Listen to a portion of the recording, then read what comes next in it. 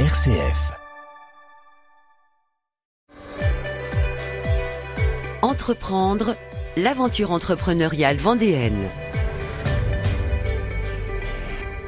Nous continuons d'explorer cette carte de paiement pour les aidants professionnels qui révolutionne la vie de bon nombre de structures. Elle est née en Vendée, dans votre cerveau. Sébastien Vray, bonjour. Bonjour Aubery. Avec votre associé Jérémy, on a parlé hier du développement de la solution logicielle avec l'appli, ce qu'il fallait faire. On a parlé de la difficulté aussi à avoir obtenu cet agrément de la Banque de France. Avant de parler de vos clients, quelles sont les autres difficultés ou petites méandres de l'administration auxquelles vous vous êtes confrontés pour lancer Ezio ? Les difficultés principales, ça a été cet agrément et aussi de pouvoir utiliser une technologie de paiement parce que c'est du branchement dans tous les sens, du branchement informatique. Et on a mis vraiment beaucoup de temps, donc c'est beaucoup d'argent. Donc là, le développement d'Ezio, c'est plusieurs centaines de milliers d'euros.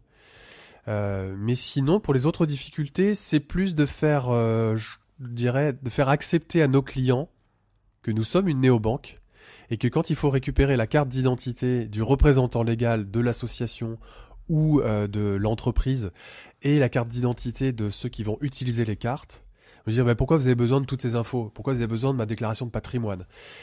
Donc voilà, c'est plus maintenant de la pédagogie sur le fait qu'on est soumis à une conformité et que chaque compte en banque aujourd'hui peut être une ouverture sur des malversations.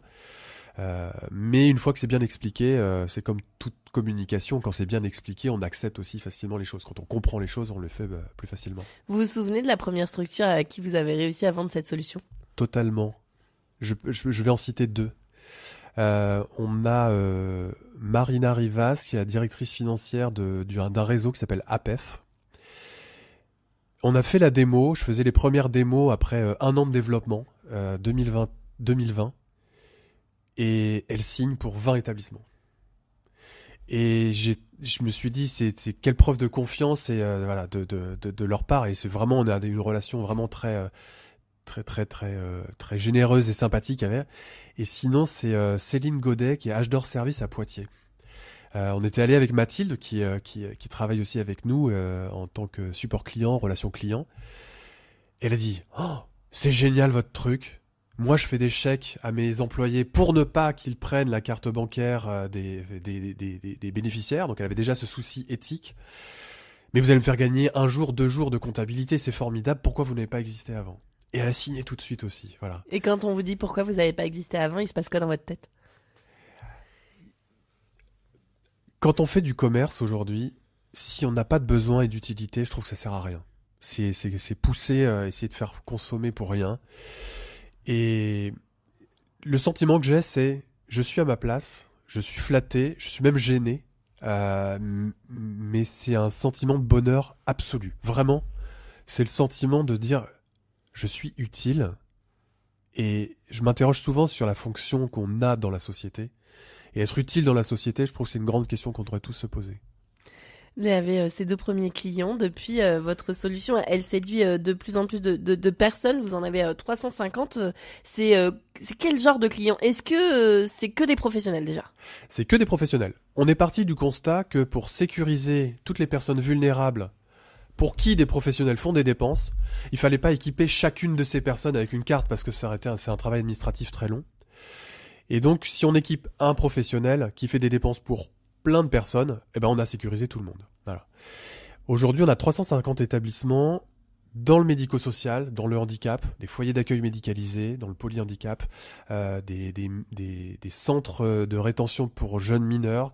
On a des foyers d'hébergement, des instituts médico-éducatifs, des maisons d'accueil spécialisées, donc protection de l'enfance à fond.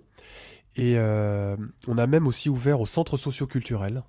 Parce qu'il y a aussi certaines fois des circulations importantes d'espèces pour les bases de loisirs, les centres de loisirs, les maisons de quartier. Et on a équipé deux centres de loisirs récemment qui sont hyper contents parce que ça réduit la charge administrative. Je sais pas, on se rend pas compte, mais dans les établissements médico-sociaux, dans le handicap et la protection de l'enfance, toutes les dépenses de fonctionnement et d'activité sont faites avec des espèces. Et ça demande de compter des pièces jaunes, vraiment. On a des responsables comptables qui nous disent « j'en ai marre de jouer à la marchande ». Et on leur fait gagner 10, 20, 30 heures, des jours de travail chaque mois, parce qu'on a organisé pour eux un système de dépenses plus facile à gérer. On va parler demain de comment est-ce que vous avez réussi à lever ces milliers d'euros pour développer cette solution, et puis aussi de cette chose très vendéenne qui est quand même ce lien avec les autres entrepreneurs et comment ça a pu vous aider. À demain, Sébastien Vray. Bonne journée, salut.